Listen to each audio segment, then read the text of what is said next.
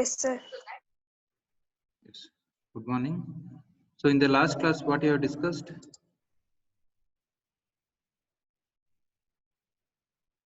Columns. Okay, in columns, we have discussed regarding the conditions, right? Yes, sir. So what is the minimum number of reinforcement to be provided for the rectangular section? 4. Okay, good. What about circular? 6, sir. Yeah, right. Just a minute, I'll share the slide.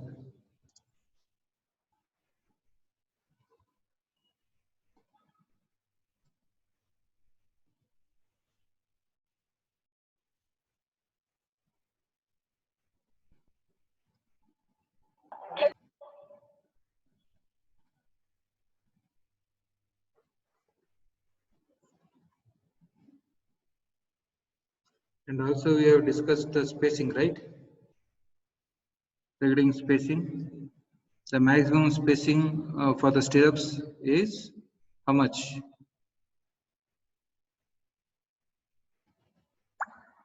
Spacing between stirrups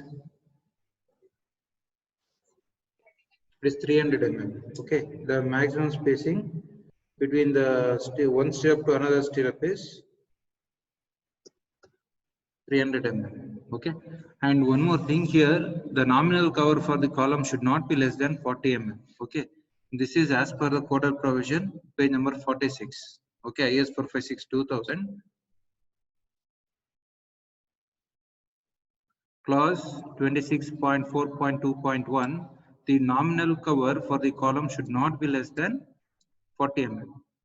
Okay. So what about slab?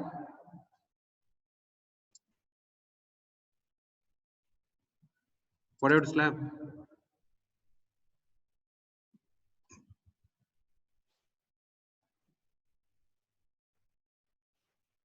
Vrunda?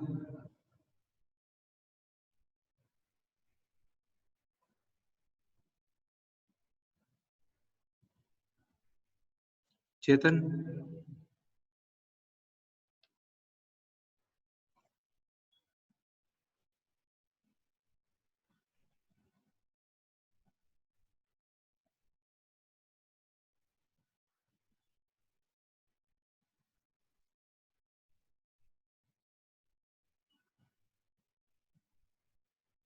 How much should be the cover for the slab?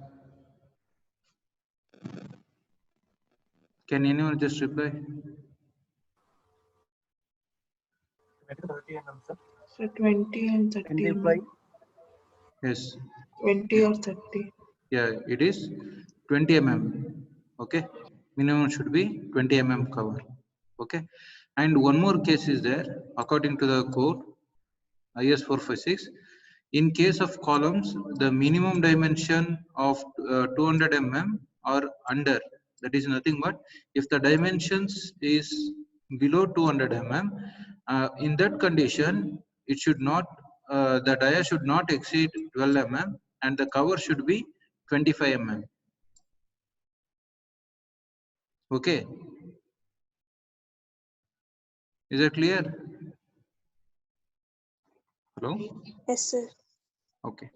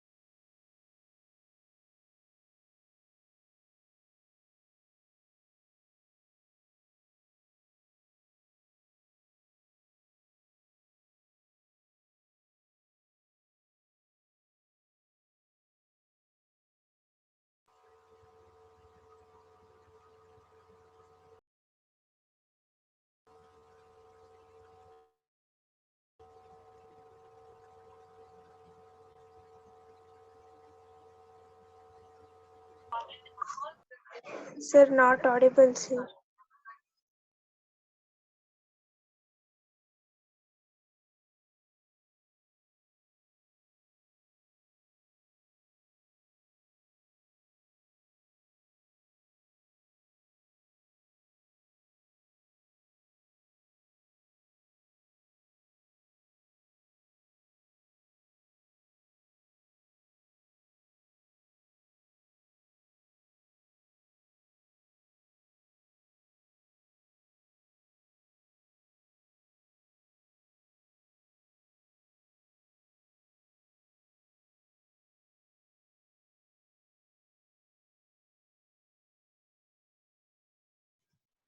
Hello.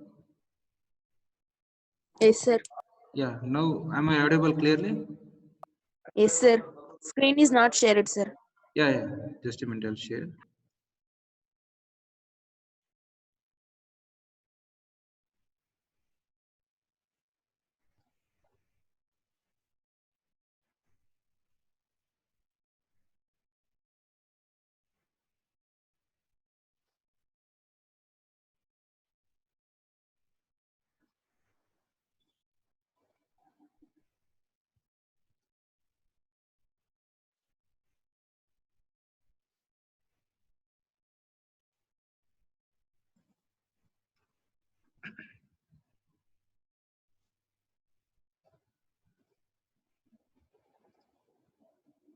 Screen is visible now? Yes, sir. Okay. Sir. So here, yeah. Okay. So next is the classification of columns based on the slenderness ratio. What do you mean by slenderness ratio? You heard this one? I think you studied this one in the strength of materials. Columns and struts. Yes, sir. What do you mean by that? Ratio of Hmm.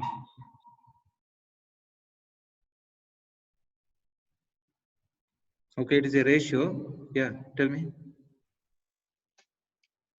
It is a ratio of effective length to the radius of gyration. Radius of gyration. Right, good. So similarly here, when you are considering the slenderness ratio for any column, so you are considering, that is, the dimensions, cross-sectional dimensions, okay, with respect to the length of the column. Okay, so short column is nothing but the column should consider in such a way that the ratio of effective length to its least lateral dimension should be less than or equal to 12. Okay, when you are considering the this one short column, you have to check, that is the length divided by the least lateral dimension. It means what? It may be B or D. Okay, so you have to check. Okay, if it is less than 12, that is known as short column. If it is greater than 12, that is known as long column. Is that clear?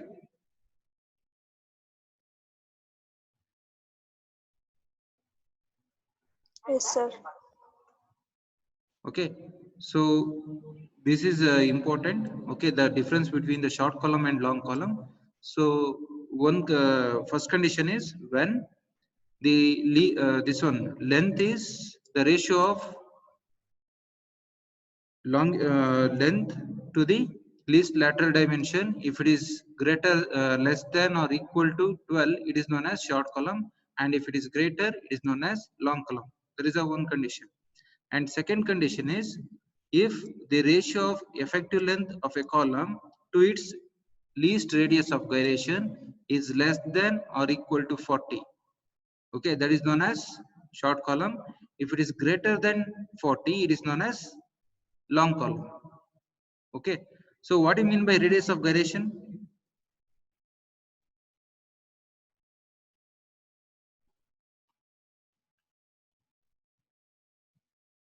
Have you studied?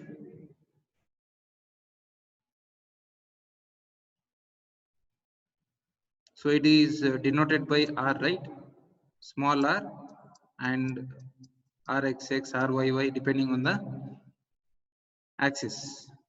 So what do you mean by that?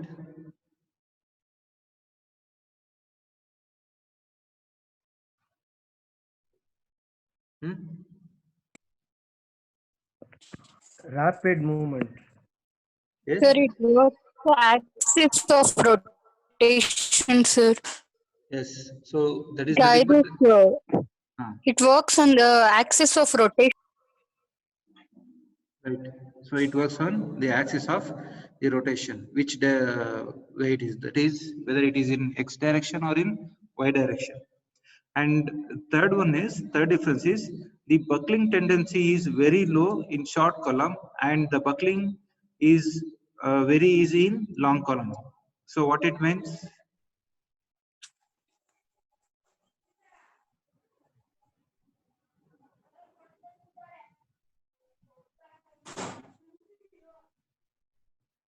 Any idea?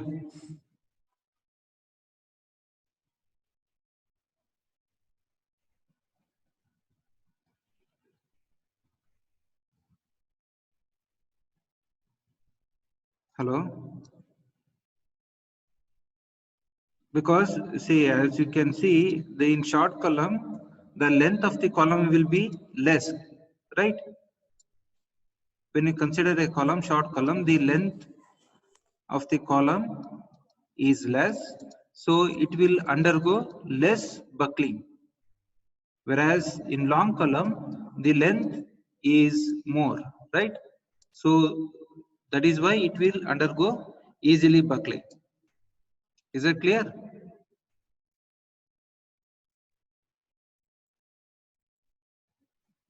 Hello? Yes, sir. Okay. Next is the load carrying capacity is high as compared to long column of same cross-sectional area.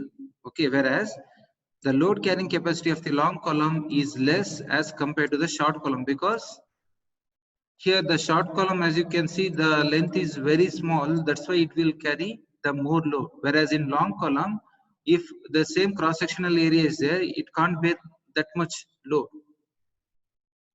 Okay, as it will undergo buckling. Okay, next, the failure of the short column is by crushing. Okay, and the failure of the long column generally is by buckling. So what do you mean by crushing?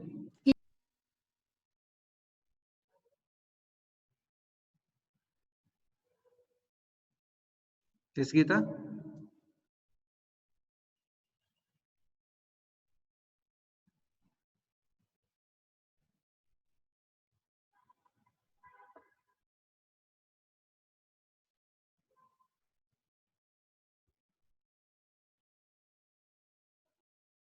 Hello? Am I audible? Yes, sir. Yeah, tell me. So what do you mean by crushing? Sudden failures. So nothing but sudden failure. So whereas in long column, it will undergo buckling. Okay. So when you are considering the effective length, you have to refer as per the code. There is IS 456 table number 28. Okay. So this will be helpful while calculating in problem. Okay. I will explain while solving the problem how it is. Okay. So we will move on to problem directly instead of wasting the time. I will share the procedure. Okay. Parallelly, I will discuss while solving the problem. Okay. So take down the problem.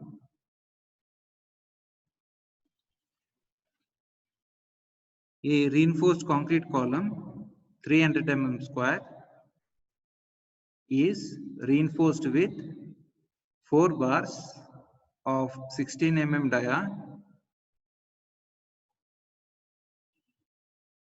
comma, determine the ultimate load carrying capacity of the column.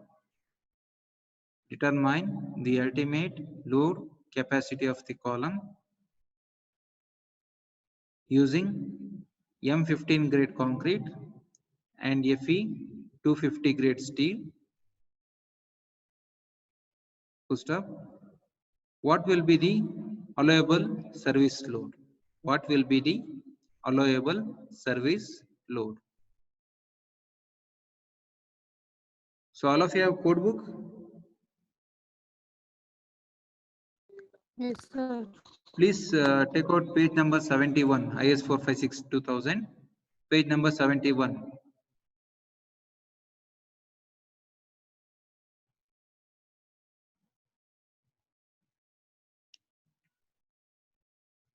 Okay, so there is a Codal formula to calculate the ultimate load carrying capacity.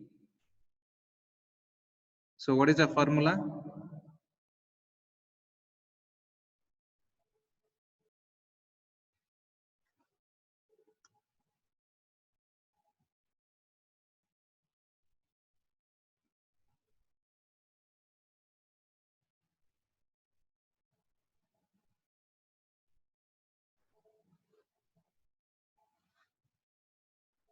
You can see in page number 71, that is PU is equal to 0.4 FCK into AC plus 0.67 FI into AC, right?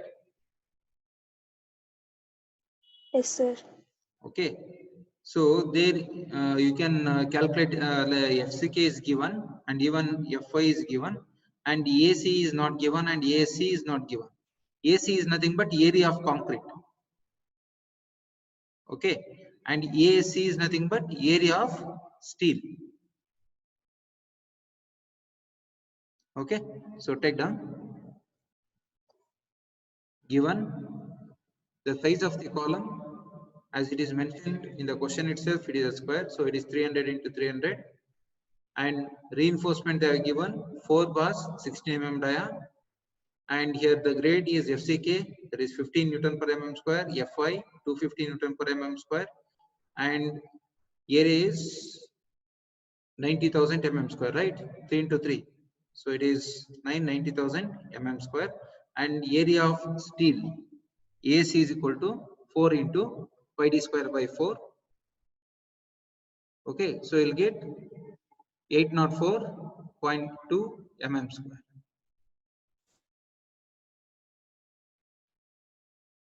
Check it out.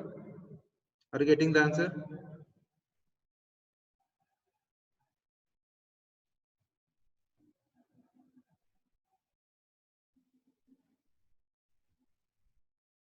Got the answer?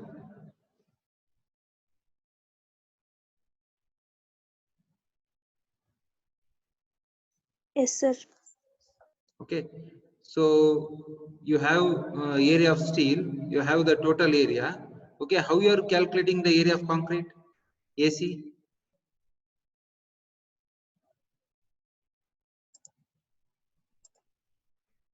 See, you have the cross sectional area, right? And also you have the area of steel. Okay, so this portion you have to calculate. How you are going to calculate?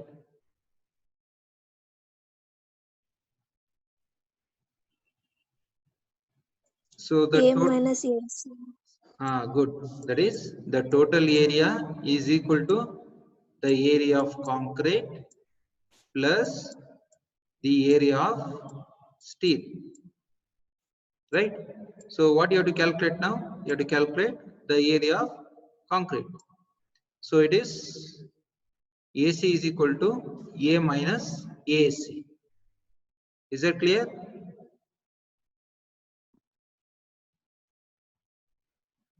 Yes, sir. Okay. So calculate area of concrete. How much you are getting?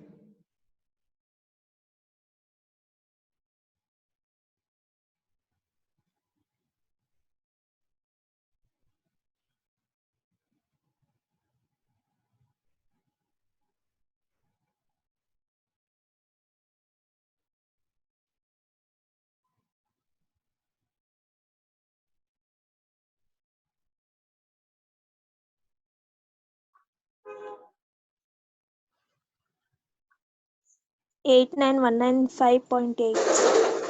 Right. So you'll get 89195.8 mm square. All of you got the answer? Yes, sir. Okay. And now to calculate ultimate load carrying capacity of the column, you have formula as per the codal provision, page number 71. PU is equal to 0.4 FCKAC plus 0.67 FIAC. So now you have all the values, substitute and calculate the load ultimate.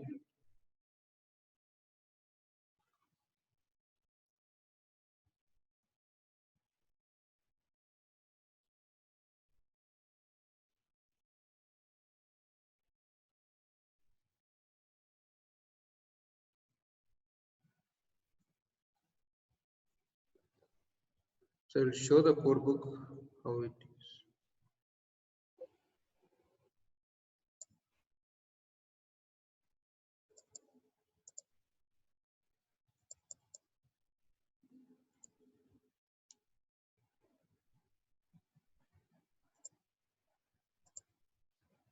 Slide is visible?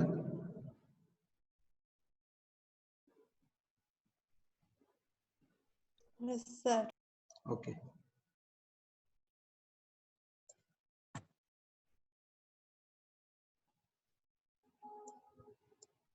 Now code book visible? No, sir. Okay, just a minute.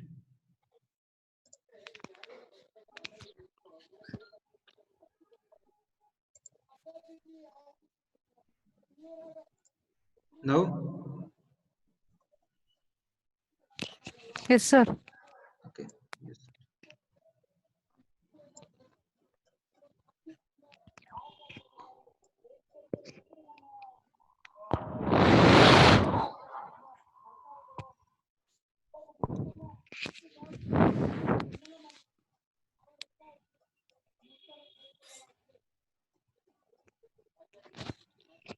So according to the code, for the short column, you have formula as you can see here. For short axially loaded members, you have formula that is PU is equal to 0.4 FCKAC into 0.67 FIAC. Okay. So where P is nothing but axial load which is acting on the member.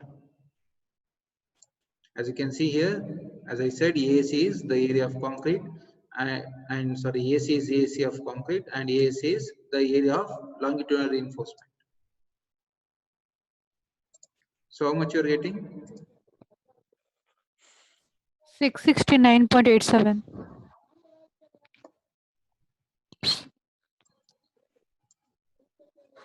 669.87 or 88 nearly, right? 87. Okay. So in the question what they asked to calculate the ultimate load carrying capacity of the column, and then what will be the allowable service load? What do you mean by allowable service load?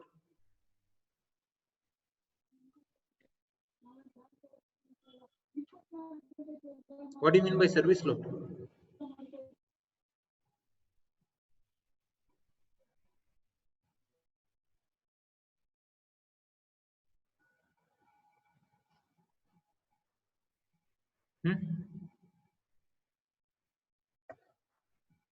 Brunda?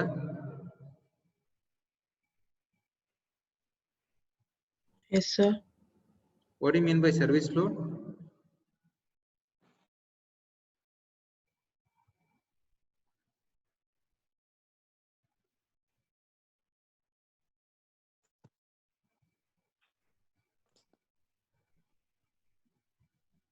Okay, Darshan. Darshan. Sir, What do you mean by service load? Yeah, Pragati, tell me. Dead load, live load. Yes? Both dead load plus live load No, no. That is not a service is load. called service. No, no. It is not a service load. Okay, good try. Okay, it is not a service load. Can anyone try? Sir, it's the particular load sir, acting on this member, Okay, how you are going acting to on the calculate? support. No, not exactly. Sir, it's live load. No. But service load means addition of both dead load and live load, sir.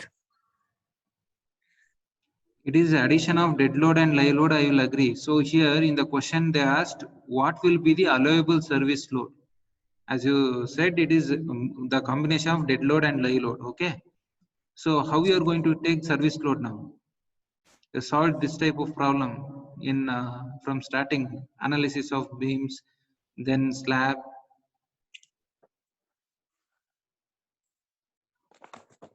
Nothing but what? Service load is nothing but the working load, right? Yes, sir. The total load. But it is a working load, not ultimate load. Are you getting? Yes, sir. So how you are going to calculate Yes, the sir. working load? How you will calculate? Is there any formula?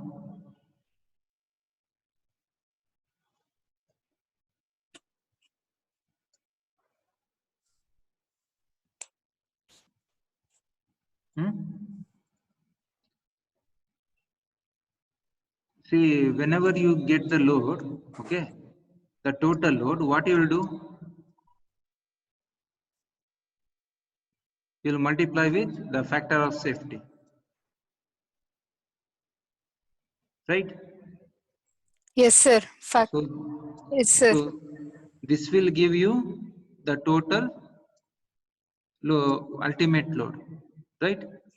So when you want only working load or service load, how you are going to calculate?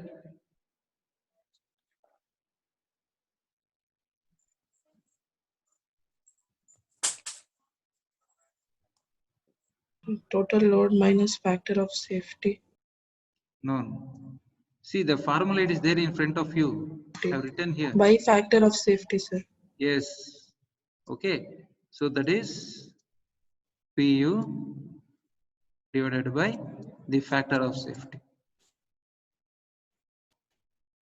Okay. Even in exam they'll ask like this. Okay. So be careful. So take down allowable service load. Allowable service load. PU is equal to allowable service load PU by 1.5. Allowable service load is equal to PU divided by 1.5. So you'll get 446.58 kilonewton. Check it out.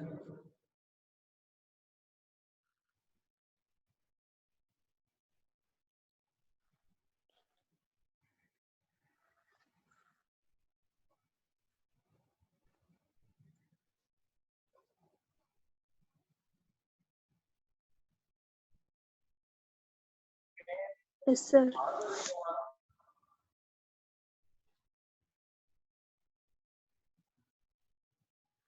Okay, from now on, don't miss the classes. Okay, it is very easy topic and easy to score in this module. Okay, only thing is you should know the code book how to use. That's all. Okay, so now time is running out. All of you please rejoin with same ID. I'll continue.